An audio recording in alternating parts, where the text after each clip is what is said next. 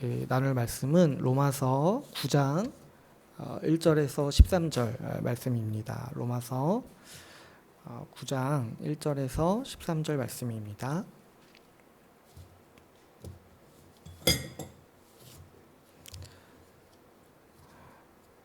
우리 1절에서 13절까지 같이 한번 읽어보겠습니다. 내가 그리스도 안에서 참말을 하고 거짓말을 아니하노라.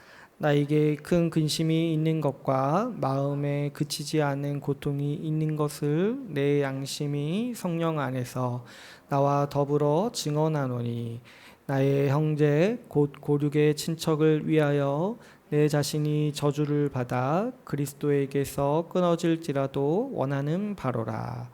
그들은 이스라엘 사람이라. 그들에게는 양자됨과 언약들과 율법을 세우신 것과 예배와 약속들이 있고, 조상들도 그들의 것이요 육신으로 하면 그리스도가 그들에게서 나셨으니 그는 만물 위에 계셔서 세세의 찬양을 받으실 하나님이시니라. 아멘.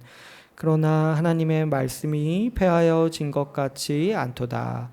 이스라엘에게서 난 그들이 다 이스라엘이 아니요 또한 아브라함의 씨가 다 그의 자녀가 아니라 오직 이삭으로부터 난 자라야 내 씨라 불리리라 하셨으니, 곧 육신의 자녀가 하나님의 자녀가 아니요 오직 약속의 자녀가 씨로 여기심을 받느니라. 약속의 말씀은 이것이니, 명년 이때에 내가 이르니니 사라에게 아들이 있으리라 하심이라. 그뿐 아니라 또한 리브가가 우리 조상 이삭 한 사람으로 말미암아 임신하였는데, 그 자식들이 아직 나지도 아니하고 무슨 선이나 악을 행하지 아니한 때에 택하심을 따라 되는 하나님의 뜻이 행위로 말미암지 않고 오직 부르시는 이로 말미암아 서게 하려 하사, 리브가에게 이르시되 큰 자가 어린 자를 섬기리라 하셨나니, 기록된 바 내가 야곱은 사랑하고 에서는 미워하였다 하심과 같으니라. 아멘.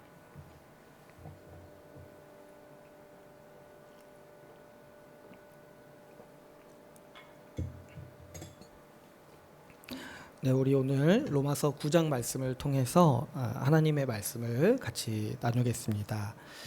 우리가 이제 지난 시간까지 이 8장을 살펴봤는데요. 특별히 지난 시간에는 우리를 도우시는 하나님의 사랑에 대해서 나누었죠. 우리가 로마서 8장 말씀을 볼 때 삼위 하나님이 우리를 극진히 돌보고 계시다라는 것을 분명히 알 수 있다고 했어요. 그래서 성부 하나님은 우리를 향해 계획하시고, 우리를 미리 아시고 미리 정하시고, 또 우리의 마지막이 어떻게 될 것인지를 미리 계획하시고 그 일이 일어나리라고 정하셨어요.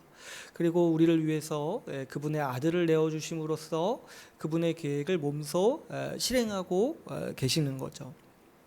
또 성자 하나님은 어떠하십니까? 성자 하나님께서는 이 성부 하나님의 모든 계획에 순종하셔서 우리를 위해 이 땅에 오시고 우리를 위해 대신 죽으시고 또 우리를 위해 부활하셔서 우리를 위해 중보하시는 거죠. 지금 또 어떻게 계시냐니까, 지금 이제 하나님 우편에서 다스리고 계시는데 그 하나님의 통치 보좌에서 우리를 위해 간구하신다고 했어요.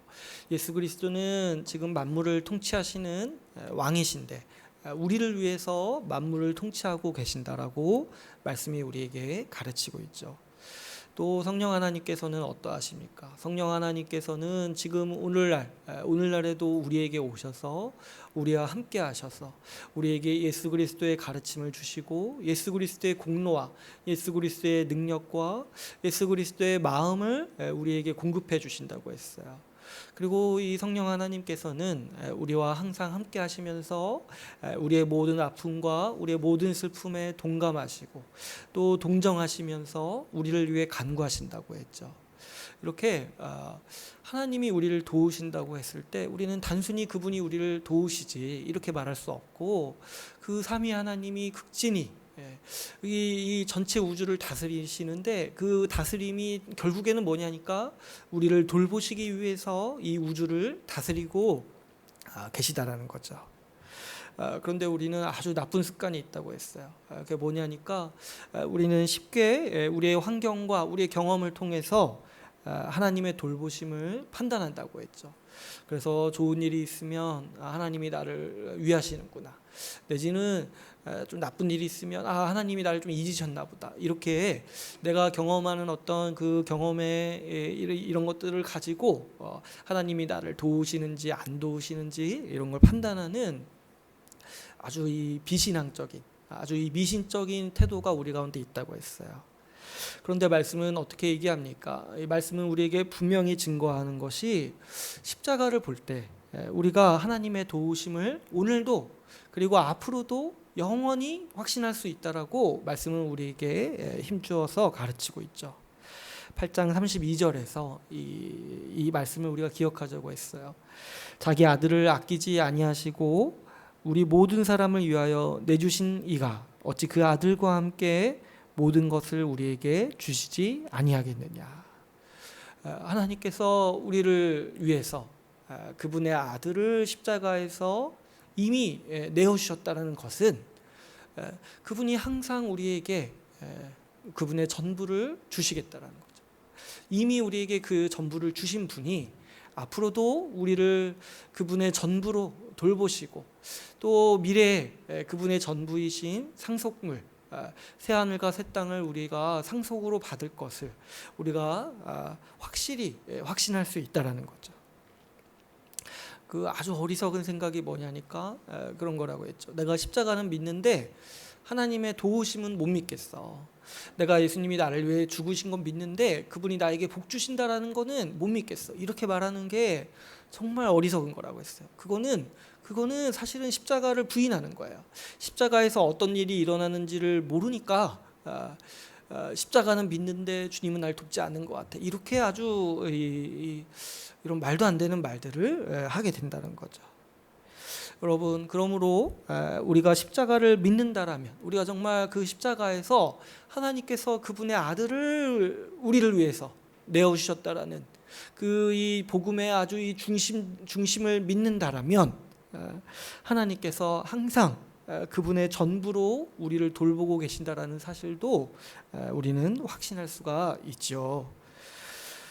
또한 이 하나님께서는 이 그리스도의 죽으심과 이 부활하심을 통해서 우리를 의롭다라고 정하셨어요. 이거는 하나님의 법정적인 선언이라고 했죠. 그래서 누구도 바꿀 수가 없고 누구도 여기에 대해서 딴지를 걸 수가 없어요.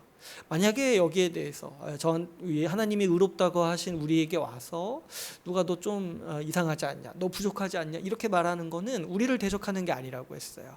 그거는 하나님을 대적하는 거라고 했어요.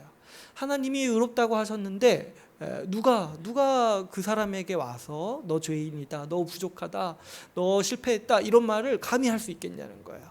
그 하나님과 싸우려고 마음먹지 않은 이상, 하나님과 논쟁에서 이기려고 마음먹지 않은 이상 그런 말을 감히 꺼낼 수가 없다라는 거죠.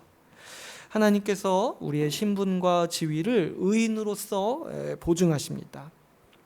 누가 그러는 우리를 모자라다, 부족하다, 실패했다 할 수 있겠습니까? 그러니까 우리는 이 의인으로서의 신분이 있는 거예요. 하나님께서 우리를 의롭다고 하시기 때문에 우리는 어떤 고난과 역경 속에서도 우리의 신분과 지위는 견고하다는 거죠. 어떤 고난과 역경을 겪을지라도 우리는 고귀한 사람들이에요. 왜 그러냐니까 하나님이 하늘의 법정에서 우리를 의롭다라고 선언하셨기 때문이죠. 비록 우리는 이 신자로 살면서 많은 고난을 겪습니다. 비신자도 고난을 겪지만 또 신자들이 겪는 고난이 특별히 있다고 했어요. 그래서 사도 바울은 우리의 지금 처지가 어떠냐니까 도살당할 양과 같이 여김을 받는다라고 했죠. 구체적으로 온갖 고난과 고통이 있고 또 핍박과 비난이 있어요. 또 어떤 게 있다고 했어요. 그 굶주림과 헐벗음, 그 가난과 그 재산의 상실의 고통이 신자에게 있다라는 거죠.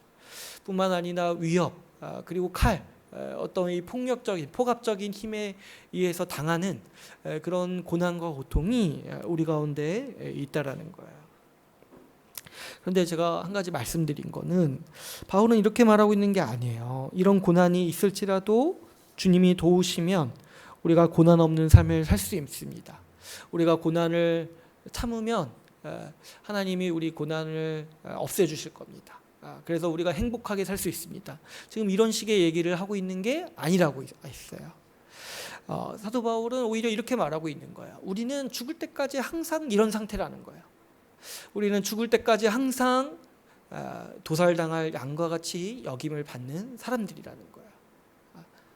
우리의 신분이 세상에서 우리의 위치가 어디냐니까 이 도살장이라는 거예요. 도살장에 끌려가는 양이라는 거예요. 이게 자연스러운 거라는 거예요. 그런데 사도 바울이 말하는 건 뭐예요? 하나님이 우리를 도우시기 때문에 비록 우리가 도살장에 끌려가는 양과 같은 처지이지만 우리는 넉넉히 이기고도 남는다라고 사도 바울은 하나님의 말씀은 우리에게 가르치고 있습니다. 그렇다면 이 넉넉히 이긴다라는 게 무슨 뜻일까요? 제가 지난 시간에 말씀드렸던 것처럼 여기서 넉넉히 이긴다라는 거는 우리가 고난을 통과하면 고난이 없어질 것입니다. 우리가 고난을 이기면 고난이 사라지고 하나님이 복을 주실 것입니다. 이런 얘기를 하는 게 아니라고 했어요. 여기서 넉넉히 이긴다라는 건 잘 생각해 보시면 지금 고난 때문에 무너지는 사람들에 대해서 얘기하고 있잖아요. 고난이 올 때 이 사람들은요 소망을 포기하죠.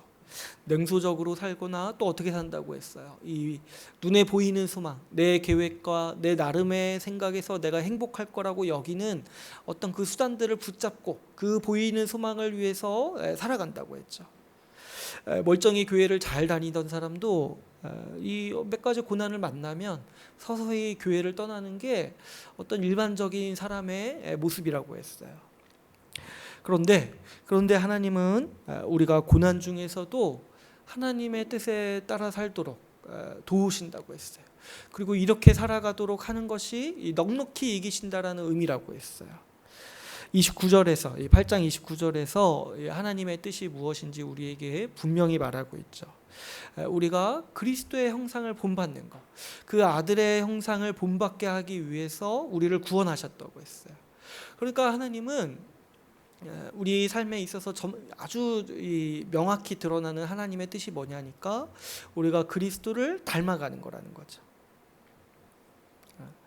그래서 이거 제가 이제 신학적인 용어로 바꿔 말하면 성화라고 했어요. 그리고 이걸 좀 구체적으로 말하면 뭐라고 했어요? 좀 나를 위해서 사는 삶을 내려놓고 지체를 위해서 사는 사람으로 바뀌는 거라고 했어요. 여러분, 이 자연적으로 사람은 어려운 일을 하나 겪으면 뭐 생채기가 남아요. 그래서 뭐 상처받았다.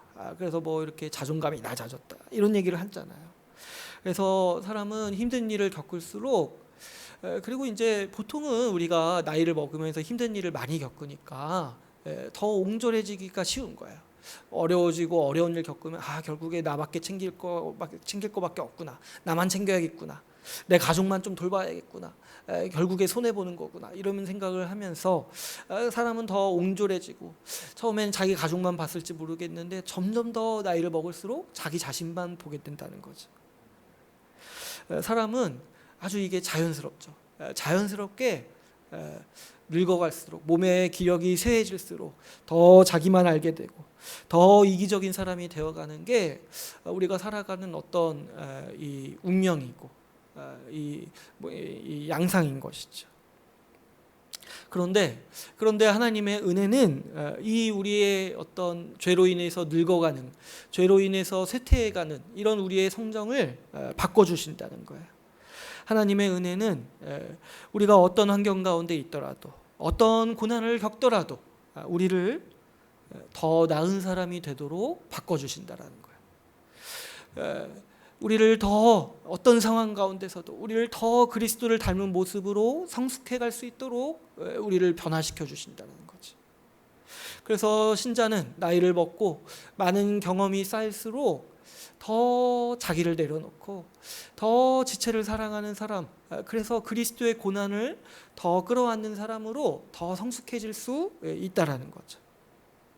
그래서 이렇게 더 그리스도를 닮아가는 모습으로 하나님이 우리를 빚어가신다. 이거를 사도 바울은 우리에게 어떻게 얘기하고 있는 거예요. 우리가 비록 도살당할 양같이 여김을 받지만 우리는 이 모든 일에 넉넉히 이긴다라고 우리에게 가르치고 있는 것이죠. 그래서 여러분, 우리는 그렇게 이 하나님께서 이끄시는 대로 성화의 삶을 살다가 영화에 이르리라고 확신할 수 있어요. 여러분, 우리가 고난 중에서도 소망할 수 있는 바가 이 마지막 끝은 이 영화잖아요. 우리가 이제 부활해서 영광의 육체를 얻고 또 영광의 몸을 얻어서 우리가 영광스럽게 살 것을 소망할 수 있어요. 근데 우리가 이 땅에서도 소망할 수 있는 게 뭐냐면 이 모든 상황 가운데 하나님께서 모든 것을 사용하셔서 날이 가면 갈수록 나를 더 나은 사람으로 만들어 주실 거라는 거. 지금 내가 이거밖에 안 되는데 내가 지금 여기까지 왔지만 그래도 나는 이거밖에 안 되는데 그래도 좌절하지 않을 수 있는 이유가 뭐냐니까 하나님은 우리를 더 나은 사람으로 만드시기 위해서 더 성화하고 더 예수 그리스도를 닮은 사람으로 만드시기 위해서 지금도 일하고 계시기 때문이죠. 그러므로 여러분, 우리는 우리 삶의 목적은 이 고난을 피해서 사는 게 아니라고 했어요. 오히려 우리는 하나님의 은혜로 우리의 고난을 인정할 수 있어요. 그리고 끌어안을 수 있고 받아들일 수 있어요. 물론 힘들고 물론 어려워요. 그런데 우리가 소망할 수 있는 바가 뭐냐면 지금 이거 고난이 있고 없고가 우리 삶에 중요한 것이 아니라 우리 삶에 하나님의 뜻이 이루어지는 것, 내가 더 나은 사람이 되고 내가 더 그리스도를 닮은 사람이 되는 것, 이것을 하나님이 우리에게 소망하시고 이것을 위해서 우리 삶이 지금 오늘도 우리가 일어나고 우리가 오늘 살아가는 목적이라는 것을 우리는 반드시 기억해야 됩니다. 그래서 우리가 여기까지 해가지고 로마서 8장 말씀을 이렇게 나눴어요. 이제 오늘부터는 이 9장 말씀을 같이 나눌 텐데 이 9장부터 이 11장까지는 또 이렇게 약간 다른 주제에 대해서 로마서 말씀은 우리에게 가르치고 있습니다. 이 9장부터 11장은 이 전면에서 다루는 주제가 하나가 있어요. 그게 뭐냐면 지금 여기까지 로마서 8장까지 사도 바울은 복음에 대해서 아주 체계적으로 아주 대강의 것을 다 얘기했어요. 그런데 이제 한 가지 남은 문제에 대해서 얘기하는데 그게 뭐냐면 그러면 이제 유대인들은 어떻게 되냐는 거예요. 유대인들은 이대로 구원에서 멀어지는가 하는 문제를 9장부터 이제 다루는 거예요. 우리가 잘 알다시피 유대인들은 예수님을 거부했고 또 이제 잘은 모르지만 지금까지도 대다수가 예수님을 거부하고 있죠. 하나님께서 예수 믿는 자를 의롭다 하시기로 정하셨으니까 이 많은 유대인들이 정죄를 받고 예수 그리스도를 거부하는 유대인들이 정죄를 받고 하나님 나라에서 쫓겨나리라는 사실을 우리는 알 수가 있죠. 근데 이제 사실 이 주제가 우리에게는 그렇게 막 피부에 와닿진 않아요. 왜냐하면 이제 우리는 이방인이잖아요. 우리는 이방인이기 때문에 이 문제, 유대인들이 구원에서 그러면 탈락하는 것이냐, 이 문제가 대수롭지 않게 여겨질 수 있어요. 그래서 이제 뭐 9장부터 보통 우리가 읽을 때 약간 흥미가 떨어지는 경향이 좀 있죠. 그런데 이제 성경 전체를 살펴볼 때 이 주제가 신약에서는 굉장히 중요한 문제예요. 그래서 오늘은 이 주제가 왜 중요한지를 좀 다루고 이걸 통해서 우리가 알 수 있는 하나님의 은혜가 무엇인지를 좀 같이 한번 나누려고 해요. 오늘 말씀의 1절에서 3절을 보면은 사도 바울이 지금 여기에 대해서 크게 괴로워하고 있다는 사실을 볼 수 있죠. 지금 유대인들이 예수 그리스도를 거부해서 하나님의 구원 계획에서 이탈하는 이 모습들을 사도 바울이 목도하면서 얼마나 괴로워하는지, 정말 이 정도로 괴로울 수, 그러니까 가장 큰 괴로움인 거예요. 지금 이 정도로 얘기하는 건 2절에서 어떻게 얘기합니까? 큰 근심과 마음에 그치지 않는 고통이 있다는 거예요. 그러니까 이 정도면은 이게 뭐 자다가도 생각나고 이것 때문에 잠을 못 들 정도로 심각하게 이제 괴로운 거죠. 그래서 어느 정도로 괴로우냐니까 3절에서 나의 형제 이 친척을 위해서 내 자신이 저주를 받아서 그리스도에게 끊어질지라도 그렇게 됐으면 좋겠다. 그들이 예수 그리스도를 받아들이고 구원받을 수 있다라면 차라리 그냥 내가 그리스도에게서 끊어지고 그들이 구원받았으면 좋겠다. 이 정도로 지금 원한다는 거예요. 지금 사도 바울은 누구보다도 예수 그리스도에게서 끊어진다라는 게 어떤 의미인지를 아는 사람이에요. 잘 아는 사람이에요. 그럼에도 불구하고 지금 어떻게 얘기하고 있는 거예요. 차라리 내가 끊어지고 내 친척들, 내 피부치들이 구원받았으면 좋겠다. 예수 그리스도를 알았으면 좋겠다. 지금 이렇게 얘기하고 있는 거죠. 그러니까 이제 어마어마한 이 근심과 고통이 뭐냐니까 지금 유대인들이 구원받지 못하는 이 현상이라는 거예요. 바울 그 자신이 유대인이고 또 자신이 어렸을 때부터 알고 지냈던 대부분의 사람들이 유대인일 거 아니에요. 자기가 친했던 친구, 자기 가족, 친척들 다 유대인이잖아요. 근데 그 대부분이 지금 어떻게 하고 있어요? 그리스도를 거부해서 지금 멸망을 향하여서 가고 있다는 것을 사도 바울이 날마다 보니까 지금 이것 때문에 잠을 못 자고 괴롭다라고 얘기하고 있는 거죠. 그러니까 이 짐이 얼마나 크겠어요. 어렸을 때부터 알고 지냈던 사랑하는 사람들 대부분이 멸망받을 거라는 것을 확신하고 살아가는 이 짐이 정말 너무 무겁다라는 거죠. 이 그리스도를 믿지 않는 주변 사람에 대한 짐이 정말 크죠. 여러분, 우리가 분명히 알 것은 그리스도를 믿지 않는 사람들은 저주 아래 있고 멸망에 처할 거예요. 지금 아무리 좋아 보일지라도 하나님의 심판이 있습니다. 근데 이제 우리는 그걸 알고 있잖아요. 알고 있으니까 이제 사실 우리 믿지 않는 주변 사람들을 볼 때 심한 짐, 심한 눌림이 있는 거죠. 가만히 있을 수가 없죠. 요즘에 이제 하루가 멀다 하고 매일 같이 이 재난 문자가 와서 임박한 재난을 피하라고 우리에게 알려주잖아요. 근데 이제 제가 그거 보면서 더 심각한 재난이 오고 있는데, 더 큰 심판이 지금 우리한테 오고 있는데, 지금은 곧 주님 오실 것 같지 않아요? 지금 세상이 보니까 우리도 좀 주변 사람들에게 재난 문자가 돼야 돼요. 이거 좀 피하라고. 이거 지금 어떻게 살 거냐? 지금 이렇게 어두운 시대 가운데 정말 그렇게 진짜 어리석게 살아갈 거냐고 좀 이렇게 주변 사람들한테 재난 문자 올 때마다 한 번씩 나도 보내는 거예요. 나도 스팸 처리될지 모르지만 나도 좀 보내는 거예요. 그래서 좀 피하라고, 좀 예수 그리스도를 믿어서 좀 구원받으라고, 이 임박한 심판에서 피하라고. 우리도 좀 그래야 되지 않을까. 저도 좀 이번 주에 이 말씀 보면서 많이 생각했어요. 그런데 이 주제는 이 유대인이 지금 이 하나님의 구원에서 떠나는 이 주제는 지금 이 바울의 개인 상황뿐만 아니라 이 신학적으로도 상당히 중요한 주제이기도 합니다.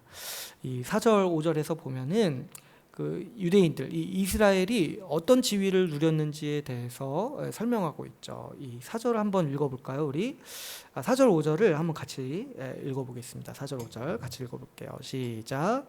그들은 이스라엘 사람이라. 그들에게는 양자됨과 영광과 언약들과 율법을 세우신 것과 예배와 약속들이 있고 조상들도 그들의 것이요 육신으로 하면 그리스도가 그들에게서 나셨으니 그는 만물 위에 계셔서 세세의 천향을 받으실 하나님이시니라. 아멘. 그러니까 이 4절 5절을 보면은 이스라엘이 어떤 지위를 누렸는지 설명하고 있는데, 여기 나오는 것들 한번 보세요. 이 양자됨, 영광과 언약들, 그 율법을 가지고 있고 예배와 약속들이 있고, 그리고 이제 조상들, 그러니까 이 신앙을 따라서 살았던 훌륭한 전통과 이 신앙의 선배들이 있다라는 거예요. 그리고 또 예수 그리스도가 그들의 혈통으로 나셨다라는 거죠. 근데 이제 보면은 지금 이 지위들은 지금 교회가 현재 하나님의 백성으로서 누리고 있는 것과 똑같아요. 교회도 양자됨, 이 예배와 약속들, 영광과 이 언약들을 가지고 있죠. 그래서 우리가 이제 이 성찬과 세례를 통해서 우리가 이걸 가지고 있다라는 것을 우리가 이제 나타내는 거죠. 지금 여기서 누리고 있는 이 이스라엘이 누렸던 복들은 교회가 하나님의 백성으로 누리고 있는 복들인 거예요. 그러니까 우리가 알 수 있는 건 뭐냐면 구약에서 이스라엘은 이 하나님의 백성으로서의 이 복된 지위를 누렸다는 거죠. 그런데 이제 지금은 어떻게 됐다는 거예요? 지금은 이 모든 복들에 대해서 박탈당하고 이 하나님 나라 밖으로 쫓겨났다라는 거죠. 그러면 이제 우리가 한 가지 의문을 가질 수가 있어요. 이런 거죠. 이 구약에서 하나님 나라의 백성이었던 하나님 백성이었던 이스라엘을 지금은 하나님이 버리신 것인가? 원래 하나님의 백성으로 받아들였던 이스라엘 백성을 하나님은 쫓아내신 것인가? 우리는 그런 의문을 좀 가져볼 수가 있어요. 앞에서 이제 로마서 8장에서 하나님이 우리를 향한 하나님의 사랑을 절대 끊으시지 않으신다. 우리를 한번 정하셨으니까, 미리 정하시고 한번 정하셨으니까 끝까지 우리의 마지막을 지켜주시고 마지막에 영화 이르기까지 우리를 인도하신다, 이렇게 하나님의 말씀을 나눴잖아요. 그런데 이제 유대인을 놓고 보니까 한 가지 예외가 있나? 왜 저희들은 하나님이 중간에 버리셨지? 이렇게 생각을 하게 되면은 우리가 뭘 의심할 수 있어요. 그러면 우리도 혹시 끝까지 하신다고 했는데 버리시는 건가? 그러니까 이게 이제 그래서 신학적으로 중요한 문제라는 거예요. 하나님이 이스라엘을 버리셨다라는 거는 그럼 이걸 우리가 어떻게 받아들여야 되나? 게다가 이 문제가 간단하지가 않아요. 구약을 보면 어때요? 구약을 보면 하나님은 이스라엘을 향해서 회복의 약속들, 이 회복의 언약들을 많이 주세요.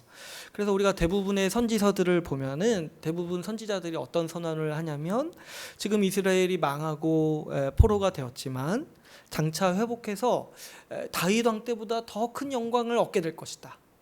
그래서 이 솔로몬 성전보다 더 영광스러운 성전을 갖게 되고 그때보다 더 큰 회복과 부흥을 이스라엘이 맞이할 것이다. 이런 예언을 이 구약의 대부분의 예언서들이 이런 예언을 담고 있는 거예요.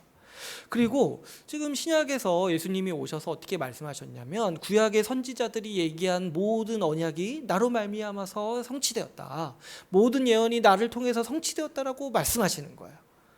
근데 이제 이상한 게 하나가 있는데 뭐냐니까 이스라엘은 지금 쫓겨나고 있다라는 거예요. 정작 이스라엘은 그 예언의 당사자였고 이 약속의 당사자였던 이스라엘, 하나님이 이스라엘을 회복시키겠다라고 얘기했던 그 이스라엘은 지금 이 하나님 나라 밖의 사람으로 여겨져서 이방인처럼 마치 구약에서의 이방인처럼 여겨짐을 받고 있다라는 거예요. 그러니까 그러면 또 여기서 의문이 생기죠.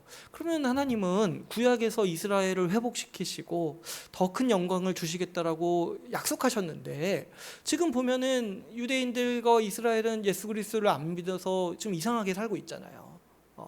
그러면은 하나님은 이 약속을 중간에 바꾸신 건가? 그 약속을 파기하신 건가?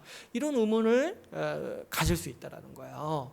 그래서 이 문제를 아는 것이 중요합니다. 그래서 이런 중차대한 문제가 있기 때문에 로마서 9장 11장에서는 이 문제를 아주 비중 있게 다루고 있는 거예요. 왜 지금 이런 현상이 벌어졌는가? 결론적으로 사도 바울은 그래서 이 6절에서 어떻게 얘기하냐면 이렇게 얘기해요. 그러나 지금 그렇게 보이는데, 우리 눈에는 그렇게 보이는데, 그러나 하나님의 말씀이 폐하여진 것 같이 않도다. 그러니까 지금 눈에 우리가 그냥 단순히 보면은 하나님은 약속을 좀 바꾸신 건가? 아니 이스라엘을 또 중간에 버리신 건가? 이렇게 이제 보이는데 사도 바울이 우리에게 결론적으로 얘기하는 건 뭐예요? 그러나 하나님의 그 약속, 하나님의 그 구약의 신실한 말씀이 하나님이 폐하신 것이 아니라는 거예요. 그러니까 우리가 이 구약의 말씀들을 잘 이해한다면 우리는 하나님께서 이스라엘을 버리시거나 이스라엘에 대한 약속을 폐하신 게 아니라는 사실을 알 수 있다는 거죠. 그런데 우리가 이 사실을 이해하려면 오늘 이제 이 7절에서 13절까지 얘기하고 있는 바가 뭔지를 정확히 아는 게 중요해요. 그러니까 이 7절에서 13절까지 해서 얘기하는 바가 뭐냐니까 누가 이스라엘이냐는 거예요. 누가 참된 이스라엘이냐는 거예요. 했을 때 6절에서 사도 바울은 이렇게 이어서 얘기를 하죠. 이스라엘에게서 난 그들이 다 이스라엘이 아니라는 거예요. 무슨 말이에요? 지금 이제 하나님은 이스라엘을 회복시키겠다고 말씀하셨지만 우리가 말씀을 자세히 보면은 그 이스라엘이 단순히 내가 지금 이스라엘 계통의 족보를 가지고 있다고 해서 참된 이스라엘이 아니라는 거예요. 원래부터 하나님이 택하신 이스라엘은 지금 유대인들이 생각하시는 것처럼 어떤 혈통으로 이루어진 민족을 말하는 개념이 아니라는 거죠. 그래서 사도 바울은 아무리 이스라엘 혈통에서 태어나서 지금 유대인이라고 할지라도 이스라엘이 아니다라고 우리에게 가르치고 있는 것이죠. 이 하나님의 뜻이 처음으로 계시된 사건이 이 아브라함의 자손을 택하신 사건이라는 거예요. 그래서 7절을 보시면 어떻게 얘기하고 있어요? 아브라함의 씨가 다 그의 자녀가 아니라 오직 이삭으로부터 난 자라야 내 씨라 불리리라 하셨으니. 또 8절에서 어떻게 얘기해요? 육신의 자녀가 하나님의 자녀가 아니고 오직 약속의 자녀가 씨로 여기심을 받느니라. 그러니까 하나님은 이 창세기 12장에서 보면은 이 아브라함의 자손을 그분의 백성 삼으시기로 약속하셨어요. 그러니까 아브라함의 자손이 하나님의 백성이 되는 거예요. 그런데 이제 가만 보니까 그 이후에 일어나는 일을 가만 보니까 하나님은 아브라함의 모든 아들을 그분의 자녀 삼으시는 게 아니라 아브라함의 아들 중에 또 택하신다라는 거예요. 그래서 이 아브라함의 자손을 보면은 우리가 대표적으로 아는 사람이 두 사람이 있어요. 누가 있어요? 이 이삭이 있고 이스마엘이 있어요. 이시였나 봐요. 이 아브라함이. 아무튼 이삭이 있고 이스마엘이 있는데, 근데 또 두 명만 있는 게 아니라 그 이제 사라가 죽은 뒤에 또 이 첩을 통해서 또 몇 명을 더 낳았어요. 그러니까 이제 상당히 많았던 거예요. 그런데 하나님은 누구를 택하셨냐니까 이삭을 택하셨어요. 왜 그러냐니까 이삭이 하나님의 약속에 의해서 난 자, 그러니까 이삭만이 하나님이 주신 백성, 하나님이 만드신 백성이라는 거예요. 그래서 이삭이 태어나는 과정을 보면 굉장히 길게 얘기하잖아요. 나머지 아들들은 굉장히 짧게 이렇게 나와요. 왜 그러냐니까 이삭은 불가능한 상황 가운데서 태어난 사람이에요. 그 100세 때 났잖아요. 둘 다 100세 때. 이게 뭐냐니까 하나님이 만드신 백성이라는 뜻이에요. 그 이삭이. 그러니까 이제 하나님이 택하신 백성은 아브라함의 모든 자손이 아니라 이 이삭이라는 계통을, 그러니까 이삭의 씨, 이삭이라는 족보를 통해서 나오는 족보를 하나님은 또 택하신다라는 거예요. 그래서 이제 약속으로 말미암은 자손이라고 하나님은 지금 얘기하시는 거죠. 그러니까 단순히 이스라엘 혈통이라고 해서, 단순히 아브라함의 핏줄이요 뭐 누구의 족보를 가지고 있습니다 이거라고 해서 하나님의 백성이 자동적으로 되는 게 아니라 지금 중요한 건 뭐예요? 하나님의 약속을 따라야 한다는 거예요. 하나님의 약속을 따르는 계통이어야지만이 이게 이제 혈통보다 더 중요하다는 거예요. 하나님의 약속에 따르는 그 사람만이 아브라함의 자손이요 이스라엘이라고 불린다라는 거죠. 지금도 마찬가지로 하나님의 약속의 실체이신 예수 그리스도를 따르는 자가 하나님의 백성으로 들어온다라는 거예요. 근데 뿐만 아니라 지금 더 얘기를 해요. 이 하나님께서 이스라엘 백성 중에서도 이 택하시는 원리가 그 이스라엘의 역사 속에서도 아주 지속적으로 나타나는데, 이제 오늘은 이제 또 한 가지만 더 얘기를 해요. 7절에서 보면은 또 누가 있냐니까 이삭의 자손들이 또 있어요. 이삭의 자손이 누가 있냐니까 우리 이제 아시죠? 이 두 아들이 있다는 거, 야곱과 에서가 있죠. 근데 이제 또 그때도 보면은 하나님은 이삭의 씨를 택하신다고 했는데 또 이삭의 모든 자손을 택하시는 게 아니에요. 누구를 택하세요? 이번에는 야곱을 택하세요. 그리고 이제 보면은 야곱은 사실은 둘째잖아요. 이거 장자도 아니잖아요. 그런데 이제 하나님은 구태여 야곱을 택하시는 거예요. 이삭의 모든 자손을 택하지 않으시고 이삭의 아들 중에 한 명을 택하시는데, 그래서 그 계통만 또 하나님의 백성으로 받아들여요. 그러니까 이제 창세기 말씀만 봐도 우리가 뭘 분명히 알 수 있냐면 하나님의 백성 이스라엘은 지금 혈통을 얘기하는 게 아니라는 거야.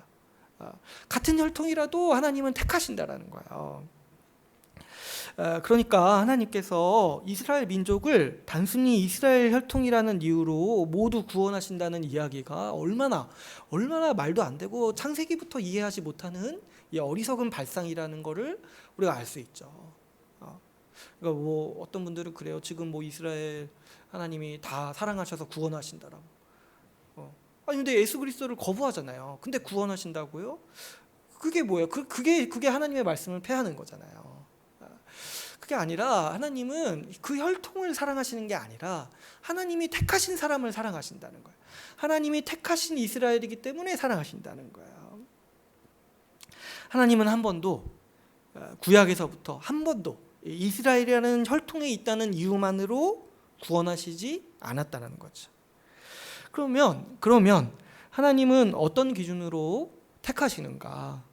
이 아브라함의 아들 중에서 이삭을 택하실 때는 뭔가 이렇게 뚜렷하게 보이는 게 있어요.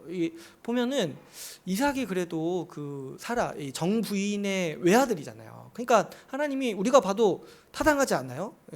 하나님이 택하실 만하다. 그리고 또 이삭이란 사람을 봐도 되게 괜찮잖아요. 사람이 되게 순종하고 이렇게 뭔가 살면서 큰 무리 일으키지 않고 얼마나 괜찮은 사람처럼 보여요. 그러니까 우리가 봐도 아유 그래 하나님이 택하실 만하다. 근데요 이게요 이제 이삭의 아들들 이 야곱과 에서한테 오면요 굉장히 문제가 복잡해집니다. 그 야곱과 에서를 한번 생각해 보시면 여러분 야곱은 이제 우리가 잘 알다시피 그 이름에서부터 이 이름의 뜻이 사기꾼이에요. 사기꾼. 사기꾼이에요. 에서는 어떤 사람이에요? 약간 좀 이렇게 뭔가 둔하지만 좀 뭔가 힘이 세고 좀 약간 상남자 같은 스타일. 그래서 좀 약간 남자들을 이끄는 리더십이 있는 스타일. 그러니까 이제 보면은 둘을 놓고 보면은 누구를 택해야 됩니까 하나님이? 그냥 참 둘 다 좀 이상해요. 둘 다. 그런데 이제 둘이 뭐 이렇게 경중이 없어요. 보면은 둘 다 리브가 이 정부인의 아들이에요. 그리고 오히려 이제 장자인 이 에서가 좀 더 우위에 있다고 볼 수 있죠. 근데 이제 둘 다 이상하니까 이게 사실 둘 다 하나님의 백성의 어떤 계통이 되기에는 좀 이상하죠. 누가 더 나은가? 뭐 어떤 기준으로 하나님이 택하셨을 거예요. 뭐 에서는 좀 뭐 털이 많으니까 하나님이 좀 이렇게 약간 세련돼 보이는 야곱을 택하신 건가? 그럼 뭐 털 많은 사람은 어떻게 해요?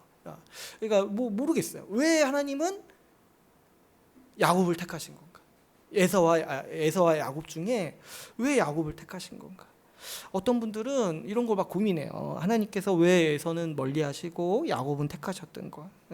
그래서 막 곰곰이 이런 거 찾고 이런 얘기를 하는 거죠. 야곱이 이래서 하나님은 야곱을 택하신 거다. 야곱이 어떻게 뭘 하니까 하나님은 야곱을 택하신 거다. 이런 얘기들을 막 한다는 거죠. 그런데 사실 이런 얘기들은 다 엉터리예요. 왜 그러냐니까 오늘 우리가 읽은 말씀을 보면은 그런 고민들이 굉장히 무색하다라는 거죠. 11절을 보시면은 이렇게 얘기하고 있어요. 11절을 같이 한번 읽어볼까요? 11절 말씀 같이 한번 읽어보겠습니다. 시작. 그 자식들이 아직 나지도 아니하고 무슨 선이나 악을 행하지 아니한 때에 택하심을 따라 되는 하나님의 뜻이 행위로 말미암지 않고 오직 부르시는 이로 말미암아 서게 하려 하사. 그래서 이제 무슨 말이에요? 하나님이 언제 택하셨냐니까 아직 나지도 아니한 때.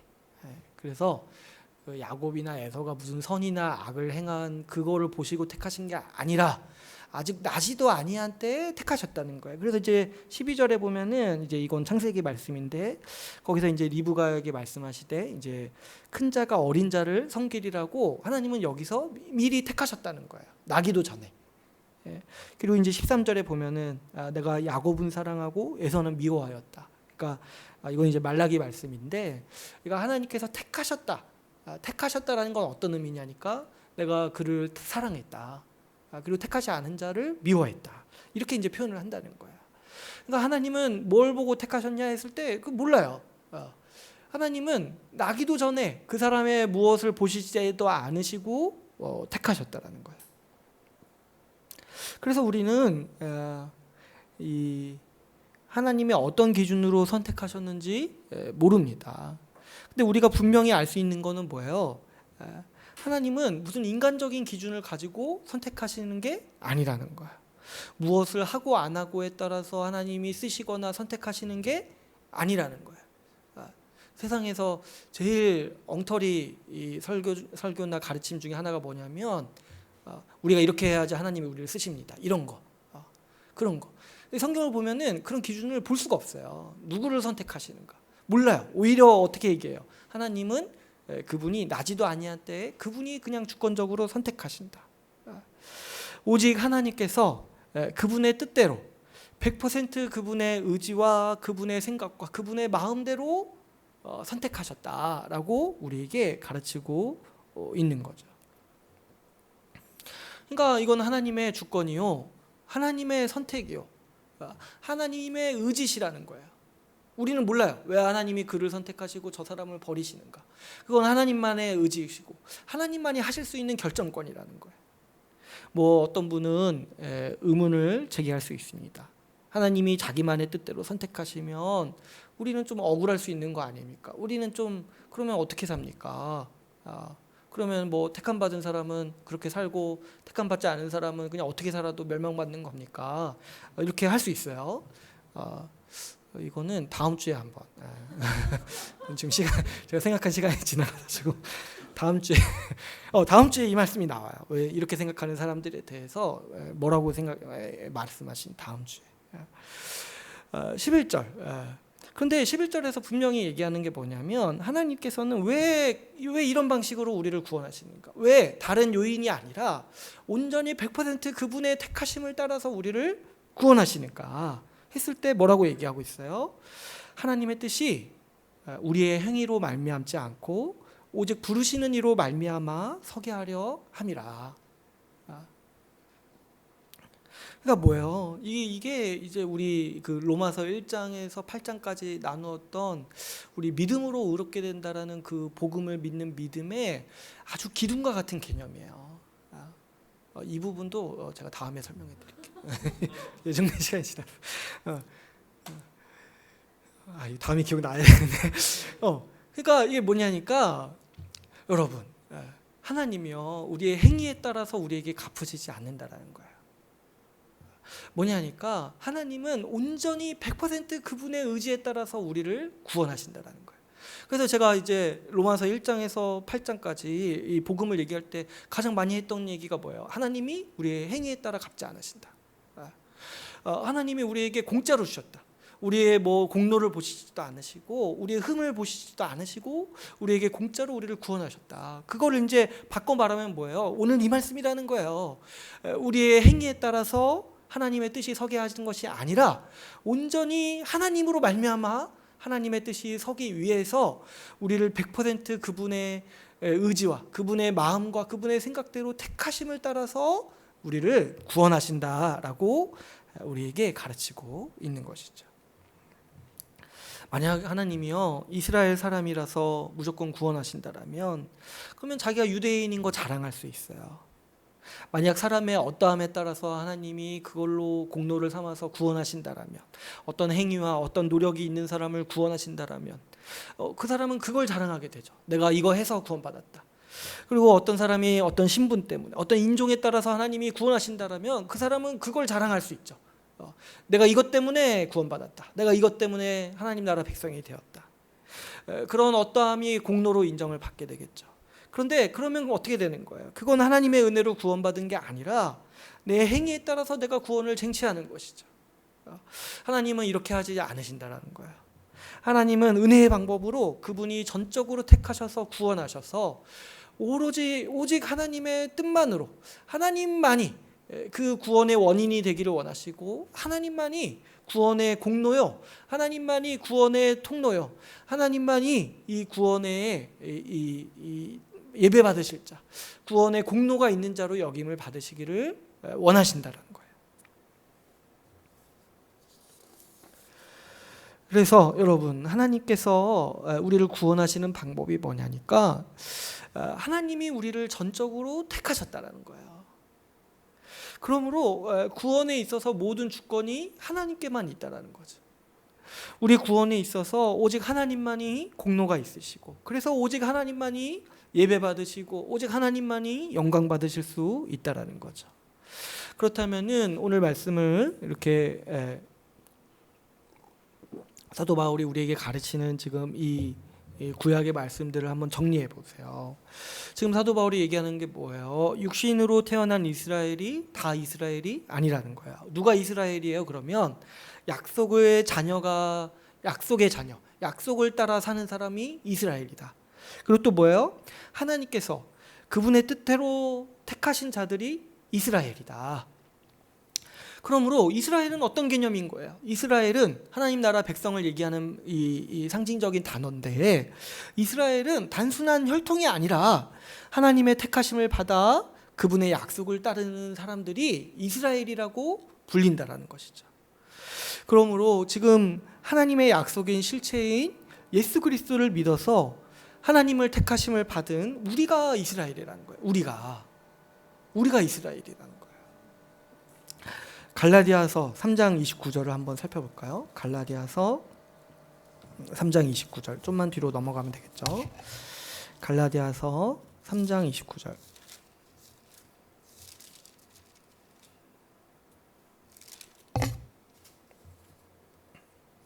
3장 29절, 제 성경책의 305페이지인데요. 갈라디아서 3장 29절 우리 같이 한번 읽어보겠습니다. 같이 읽어볼게요. 시작. 너희가 그리스도의 것이면 곧 아브라함의 자손이요 약속대로 유업을 이을 자니라. 아멘. 그러니까 지금 이 갈라디아서 사도 바울이 이방인들에게 썼는데 어떤 얘기를 하고 있는 거예요? 이방인들아, 너희가 지금 예수 그리스도를 믿으면, 그래서 그리스도 안에 있으면 뭐예요? 아브라함의 자손이다. 그래서 아브라함에게 약속하신 하나님의 유업을 상속으로 받을 자리다. 바꿔 말하면 뭐예요? 너희가 바로 아브라함의 적통 이스라엘이다 라고 지금 성경은 우리에게 가르치고 있는 거죠. 그래서 이게 신약에서 아주 중요한 주제인 거예요. 하나님께서 이방인을 이스라엘로 받아주신다. 바꿔 말하면 하나님 나라 백성으로 받아주신다는 거죠. 그러므로 여러분, 이스라엘은 저기 지구상에 저기 어디 있는 나라 이름이 아니에요. 이스라엘은 지금 우리 하나님 나라 백성으로 살아가는 우리 교회를 가리키는 이름이라는 거예요. 그래서 여러분, 우리는 이스라엘이에요. 우리는 이스라엘. 우리를 대한민국 사람이라고 생각하지 마세요. 우리는 이스라엘 사람이라는 거예요. 이런 거 이제 밖에 나가서 얘기하지 마시고 우리끼리만. 우리는 이스라엘이에요. 우리가 이스라엘이에요. 우리가. 저 어디 이제 지구상에 있는 저 국가가 자기들이 이스라엘이라는 국가 이름을 아무리 써도 하나님은 우리를 향해서 이스라엘이라고 부르신다는 거예요. 그래서 이제 구약 성경을 읽을 때 하나님이 이스라엘을 향해서 말씀하시는 모든 말씀은 다 뭐예요? 우리 교회를 향해서 하시는 말씀이라는 거죠. 그래서 오늘 9장 6절에서 얘기하듯이 하나님의 말씀이 폐하여진 것 같지 않도다. 사도 바울은 얘기하고 있는 거죠. 하나님은 이스라엘을 버리지도 않으셨고 이스라엘을 향한 회복의 약속을 파기하지 않으셨다는 거예요. 오히려 우리 같은 이방인들이 이스라엘이 되게 하셔서 이스라엘이 진정한 부흥을 맛보도록 하셨어요. 구약에는 이스라엘이 저 중동에 있는 작은 어떤 땅에 있는 조그마한 어떤 국가를 가리켰어요. 근데 이제 예수 그리스도가 오셔서 이제 이 신약 시대부터는 이스라엘이 어디 있는 거예요? 전 세계의 모든 민족과 남녀노소 가리지 않고 모든 사람 가운데 이스라엘이 있는 거예요. 그러니까 이스라엘은 하나님의 구약의 그 약속의 말씀대로 최대의 번영을 지금 맞이하고 있는 거죠. 다윗 시대 아무리 영광스러웠어도 그 중동에 있는 그냥 국가였어요. 근데 지금은 어때요? 전 세계의 모든 국가를 뛰어넘는 전 세계 사람들의 연합이라는 거예요. 그래서 지금 이스라엘은 이 역대 최고로 큰 영광과 부흥을 맛보고 있다라는 거죠. 우리 같은 이방인들이 오늘날 교회에 와서 하나님의 백성으로 살아가는 일이 바로 이 구약의 모든 약속이 성취되어서 하나님께서 이스라엘을 향한 회복의 모든 약속을 성취하신 결과라는 거죠. 그래서 우리는 당당하게 우리가 이스라엘이다라고 얘기할 수 있어요. 그랬을 때 우리 하나님이 영광 받으시는 거예요. 우리 하나님이 모든 약속을 다 이루셨다. 우리가 그 증거다. 우리가 그 산실이다. 우리가 그 결과다. 그렇게 얘기할 수 있다는 것이죠.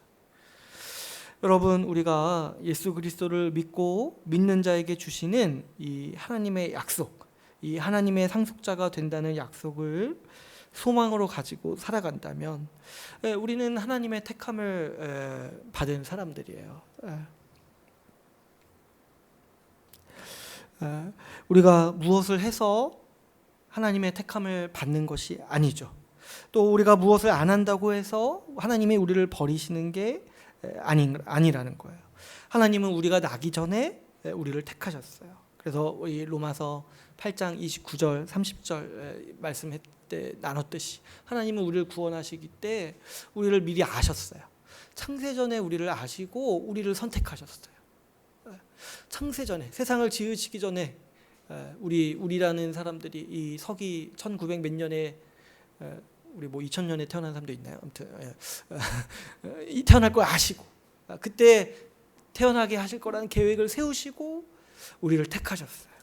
그리고 정하시고 의롭다 하시고 영화롭게 하셨죠. 그래서 여러분, 우리를 생각해 볼 때 우리는 이 하나님의 택하심을 받은 이 영광스러운 사람들이에요. 이 하나님이 우리를 미리 아시고 택하셨다라는 것을 이제 신학적인 용어로 우리가 예정교리라고 해요. 예정교리. 하나님은 우리를 미리 아시고 미리 정하시고 구원하셨다. 그런데 이 교리를 생각해 보면 우리 이 하나님께서 우리를 생각하신 이 스케일을 우리가 감히 상상이나 할 수 있겠습니까? 하나님은요, 단순히 우리 인생 지금 몇십 년, 뭐 오래 살면 뭐 90년 살겠죠. 근데 그 90년만 보고 계시는 게 아니에요. 영원 전에, 창세 전에 우리를 생각하셨고, 그리고 앞으로 영원 후로 우리가 어떻게 될지 하나님은 우리를 위해서 생각하시고 우리를 위해서 지금도 일하고 계시다라는 거예요. 우리의 영혼을 위해서 하나님은 계획하셨고 지금도 일하고 계시다라는 거예요.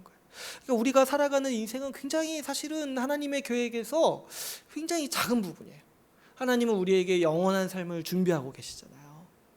그러니까 우리가 이 몇십 년 살면서 하나님이 나를 도우신다 안 도우신다 이런 거 계산하고 앉아 있는 게 얼마나 참 말씀을 모르는 시각이냐는 거예요. 하나님은 지금 우리의 영혼을 생각하시는데, 우리가 영원토록 함께 살 세상을 위해서 지금도 일하고 계시는데, 지금 우리가 그 하나님의 우리를 향한 생각과 우리를 향한 일하심을 생각해 볼 때 우리는 좀 우리 인생을 좀 이렇게 약간은 가볍게 여길 수 있어요. 너무 그렇게 좀 어려운 일이나 뭐 기쁜 일일 때 일희일비하지 않고 이 모든 것들이 영혼을 향한 하나님의 계획 안에 있다라는 것을 우리가 생각해 볼 때, 나같이 작은 자, 이 정말 이 우주에 저 모래알 만도 못한 존재인데 그 나 같은 자를 생각하셔서 나를 위해 지금 그분이 일하신다라는 게 얼마나 어마어마한 큰 말씀입니까? 어떻게 이 수많은 또 사람 중에 나 같은 자를 또 생각하셨는가? 그것도 창세 전에 그걸 또 생각하셨는가? 그것도 어떻게 또 그 2000년 동안 2000년이 아니죠. 그 수많은 세월 동안 나를 잊지 않으시고 나를 불러주시고 또 지금 나를 위해서 일하고 계시는가? 그 하나님의 그 나를 생각하신 그 스케일을, 그 크기를 생각해 볼 때, 에베소서에서 그 높이와 깊이를 알 수 없다 말하는데, 그 감히 어떻게 그걸 생각이나 할 수 있겠습니까?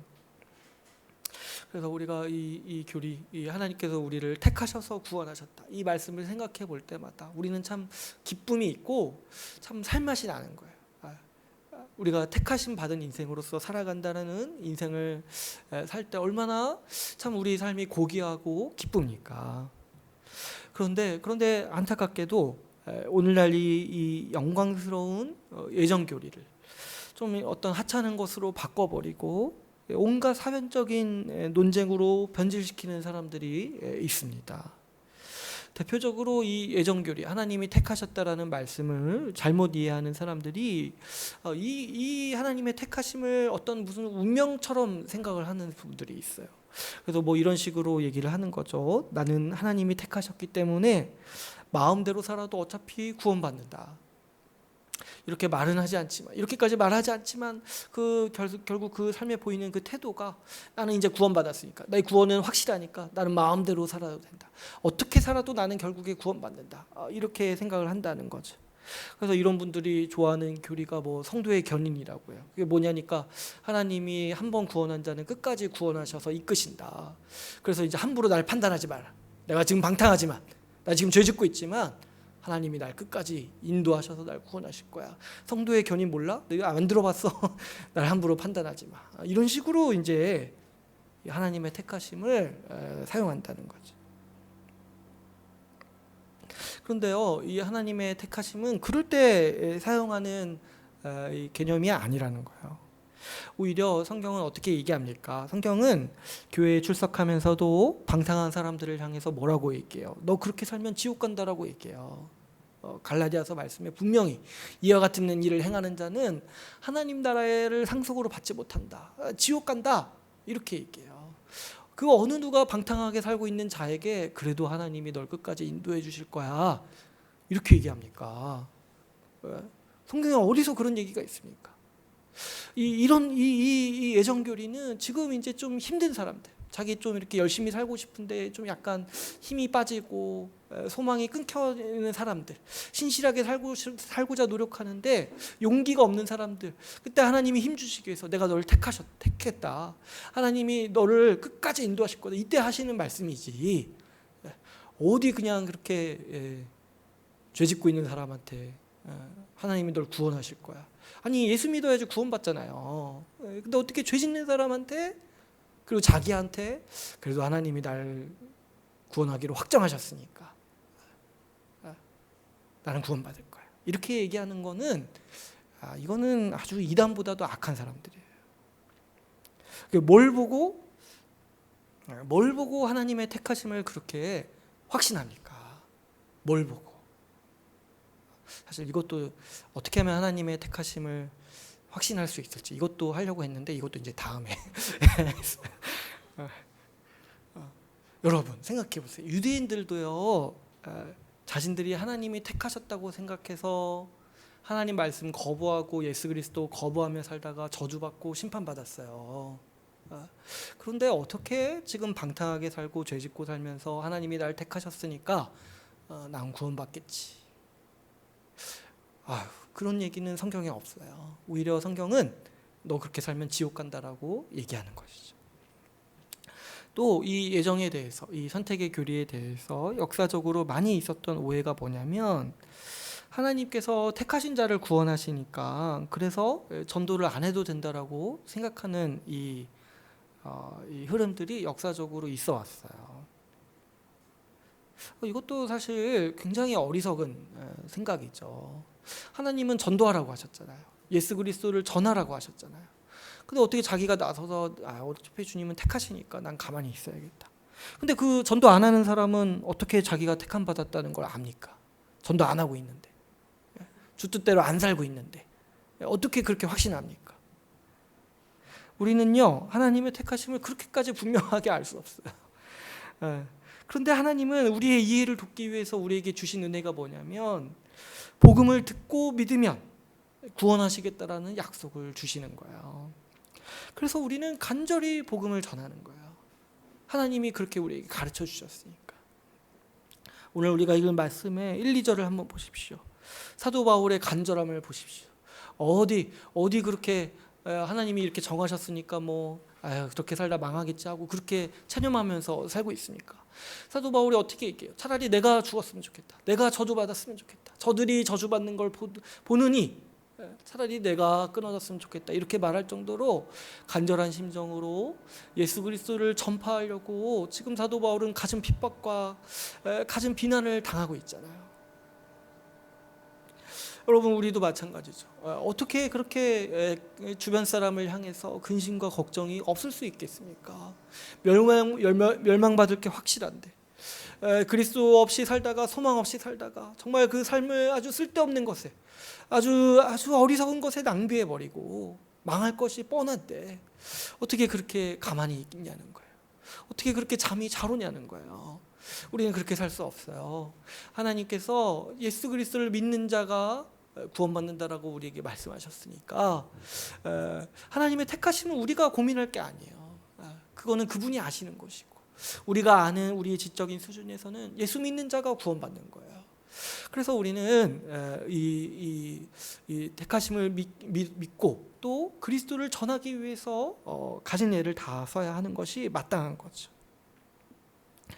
그렇다면 우리가 하나님의 택하심을 받은 사람으로서 어떻게 살아가야 합니까?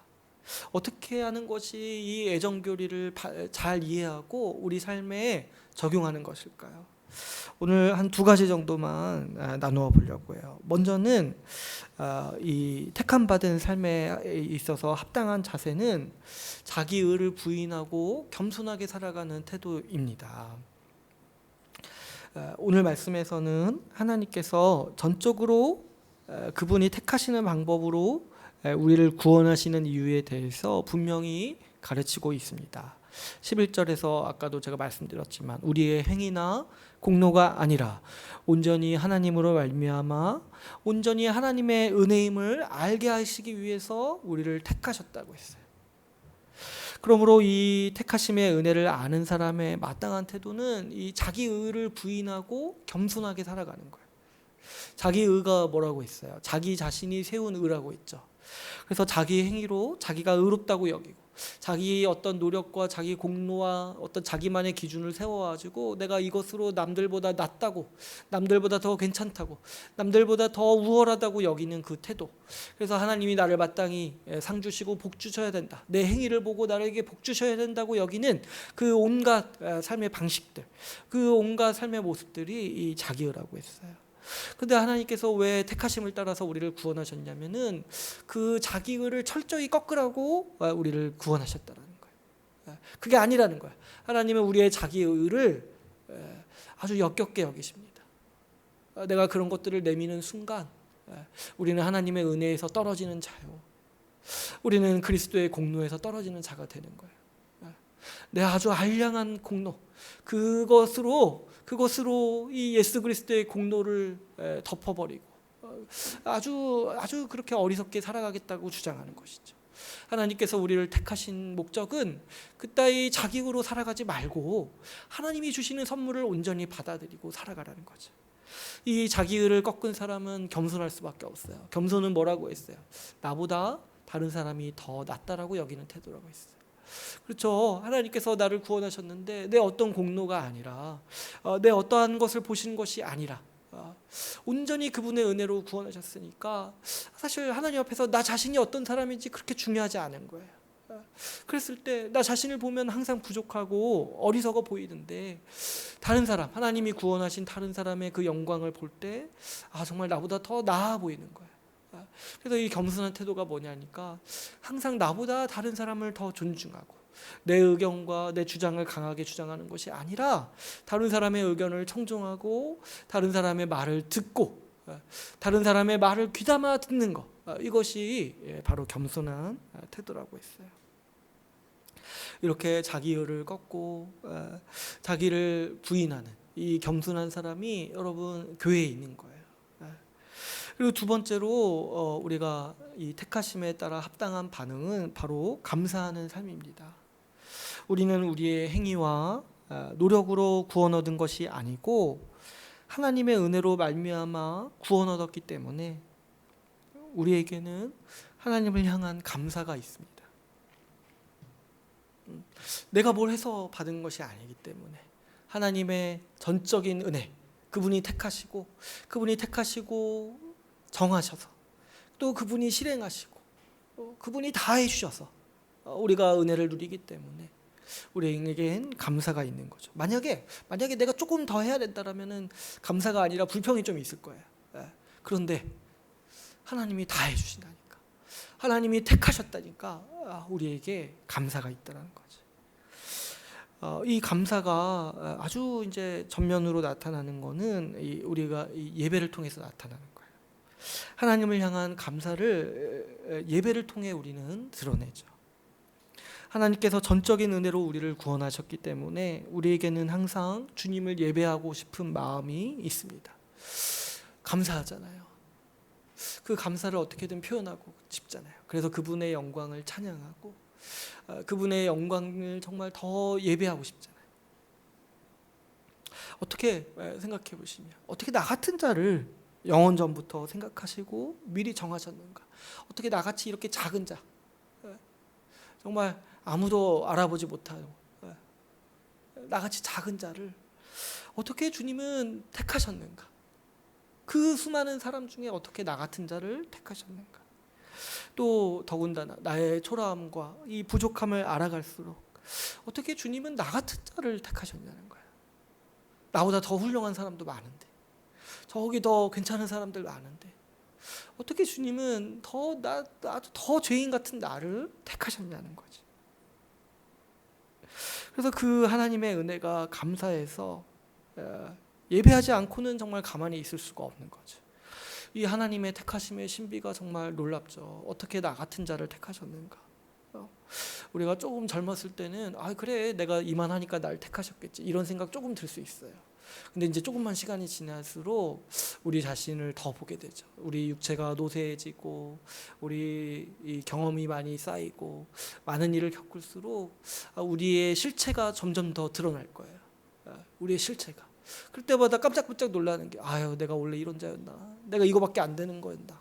이렇게 우리는 이렇게 시간이 갈수록 우리 자신의 부족함과 우리 자신의 연약함, 우리 자신의 죄성을 더 깊게 보게 됩니다. 근데 이제 그때 생각하는 게 뭐냐니까 어떻게 이런 자를 주님은 아시고도 택하셨는가? 그래서 여러분 제가 생각하는 게 뭐냐면 우리가 살면서 우리 자신의 한계와 부족함을 더 알아가기 때문에 우리의 예배는 더 깊어질 거예요. 우리가 더 나이 먹고 더 살아가면서 더 경험이 쌓이면서 우리 예배가 더 깊어지고 우리의 예배가 더 간절해질 거예요. 왜냐하면 그럴수록 하나님의 은혜가 하나님이 우리를 택하신 그 은혜가 얼마나 크신지가 우리가 살아가면서 더 보게 되기 때문인 거죠. 그뿐만이 아니죠. 여러분 우리가 감사한 마음이 있을 때 어떻게든 보답하고 싶어 하지 않습니까? 누가 감사하면 어떻게든 좀 갚고 싶잖아요. 그게 이제 우리 사람의 마음이잖아요. 그래서 이 주님의 택하심, 주님의 은혜에 대한 감사는 우리 삶을 주님의 뜻대로 살려고 하는 이 성화의 모습으로 나타납니다. 우리 삶을 향한 하나님의 분명한 뜻이 뭐라고 했어요? 그 아들의 형상을 본받는 것, 우리 삶에서 일생 동안 성화해 가는 것, 다시 말해서 나 자신을 위해서 사는 삶을 더 내려놓고 지체와 교회를 섬기는 삶으로 더 깊어지고 살아가는 것, 그것이 우리를 향한 하나님의 분명하신 뜻이라고 했어요. 그랬을 때 우리가 이제 힘쓰는 게 뭐냐니까 하나님의 택하심을 생각했을 때 하나님의 은혜에 합당하게 살아야지. 그때 그게 뭐예요? 내가 더 지체를 섬기고 교회를 돌보고 좀 더 나를 내려놓는 삶을 살아야지. 이렇게 결단하고 또 이런 삶을 향해서 열심히 살아가는 게 바로 이 감사하는 삶, 택하심에 감사하는 삶의 모습이라는 거죠. 우리는 우리 자신의 부족함을 볼 때 좌절하지 않습니다. 이런 나를 택하신 주님의 큰 은혜와 측량할 수 없는 사랑을 생각하죠. 그 하나님의 사랑을 알 때, 그 택하심의 은혜의 깊이를 알 때 우리는 더 하나님의 뜻에 합당하게 살아가도록 힘쓰는 사람들이 됩니다. 오늘 이제 우리 말씀을 맺겠습니다. 여러분 우리가 이 하나님의 택하심의 은혜를 감사하면서 살아갑시다. 우리 같은 자들을 택하셔서 교회로 불러주신 하나님의 은혜가 큽니다. 우리 같은 자들 정말 하나님 나라 밖에 있는 자들보다 나을 바 하나 없고 오히려 더 악한 우리 같은 자들을 창세전에 미리 아시고 미리 정하셔서 부르신 은혜가 얼마나 큰지요. 살면서 내 부족함이 보이고 환경의 어려움이 피부에 다가올 때가 많습니다. 그러나 우리는 측량할 수 없는 하나님의 큰 은혜를 바라보고 열심히 예배하면서 열심히 주를 닮은 모습으로 살아가기를 원합니다. 주께서 사랑하셔서 택하신 우리 주의 나라 교회가 주님의 크신 사랑 안에서 항상 평안 누리기를 소망합니다. 같이 말씀을 마치고 이 시간 같이 기도하시는 시간을 갖도록 하겠습니다.